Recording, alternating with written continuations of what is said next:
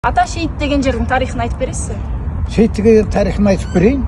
Кешегі мынау Қаражарда өзіміздің соғыста қайтқан үлкен азаматтардың сөз жақын жерде өгіз арба түйірмен әкеп сол жерге жерлеген. Оның о жерде 17 қанша кем білмеймін сан, бірақ көп адам о жерде. Алысқа апаруға жарамаған. Өйткені мынау жезді дейді, Қарсақбайды сол жақтан жігіттер келген ғой. Сосын о жаққа апаруға жағдай келмеген, сосын жаңағы жерді шейіт деген.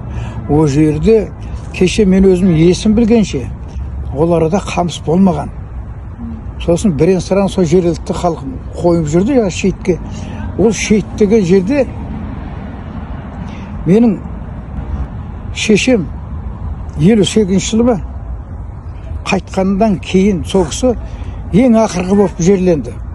Шәкім деген Досығанның қызы Шәкім деген біздің шешеміз жерледі. Сол біздің шешеміз жерленгеннен кейін бір жылдан кейін соның біздің соңағы шейіттің етек жағынан бір 20-30 метр жерден бастап су шыға бастады, жерден су. О жерде мына талаптың канализация не жоқ, анау талапты жүретін. Сол уақытта бұл енді мынау шейітке нағаған Алланың берген есі деп, о жерге жаңағы қамыс жоқ ол уақытта. Көкпек жер болған, көкпек жусаған араласқан.